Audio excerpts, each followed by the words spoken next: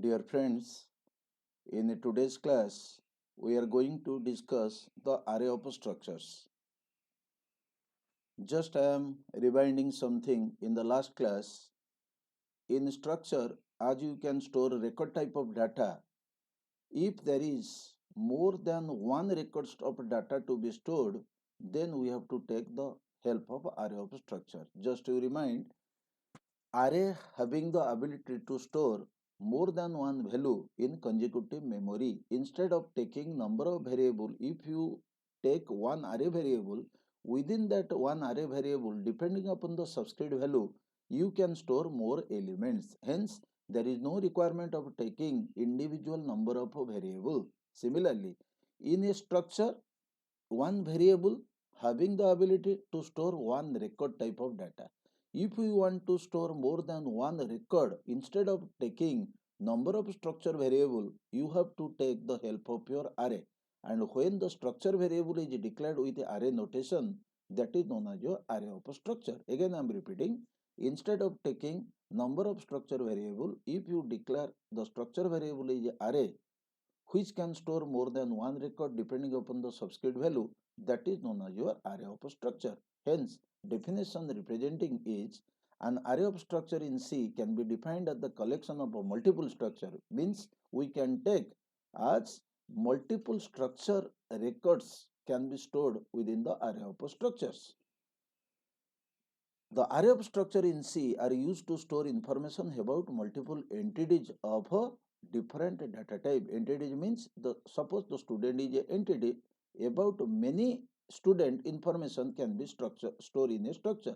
Product as an entity, employee is an entity. Suppose you want to store more employee information, then is employee the entity, then the multiple information regarding employee is a multiple employee information. The array of structure is also known as collection of structure. Then, how the array of structure is represented in memory? Just you see, suppose you want to store roll name and division of suppose 3 students, then this is the first student's record, this is the second student record, this is the third student's record. Means array of zeroth record will be 1 Rai and A. Array of structure second record is 2 Johnson and B, and array of third record is 3 Tom and A.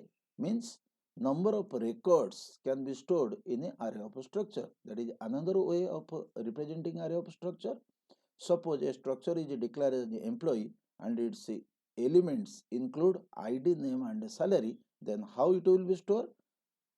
We declare is array type structure employee followed by emp is the structure variable 2 is a number of records. Means first location is employee of 0, means employee of 0 id, employee of 0 name, employee of 0 salary, it is one record. Next record is employee of 1 id, employee of 1 name, employee of 1 salary. Then next is employee of 2 ID, employee of 2 name, employee of 2 salary. This is record type of data. Means number of records can be stored in consecutive memory. And accordingly, the space will be consumed. Means if integer is 4 bytes, in some of the advanced editors or the softwares, the character is 5 byte and float is 4 byte, then total space consumption is 13 byte. If integer will be 2 byte, then 2 plus 5 plus 4. 2 plus 5 is 7. 7 plus 4 is 11 bytes. Accordingly, the space will be consumed. If we want to store 200 record, then what we have to declare? Struct employee emp 200. Accordingly, in one array of structure variable, you can store more records.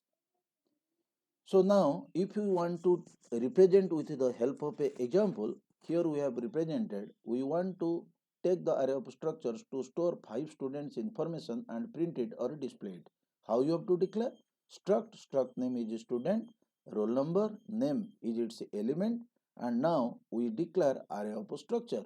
How you have to declare array of structure? Struct name is student, st is the structure variable, subscript is 5, means 5 records to be stored. How it will be stored? St of 0 roll number, st of 0 name, 1 record. St of 1 roll number, st of 1 name, second record. St of 2 roll, st of 2 name, third record. Accordingly, 5 records will be stored. Now, if you want to input the value, the loop will be taken because repetition of task is made. You will display message enter records of 5 students. 0 is less than 5? Yes. ST of 0 roll number, ST of 0 name. Why I have taken percentile %d? For integer. Why I have taken percentile %s? For the string set of character. One record is inputted. Then next record, I is incremented 1. 1 is less than 5? Yes. ST of 1 roll, ST of 1's name. Then I is incremented by 1. 2. 2 is less than 5. ST of 2 roll number, ST of 2 name. Accordingly, 5 times will continue and 5 records will be stored. And if you want to display the records, again 5 times the loop will continue. 0 is less than 5? Yes. ST of 0 roll number, ST of 0 name. Percentile %d for integer value, percentile %s for the string value.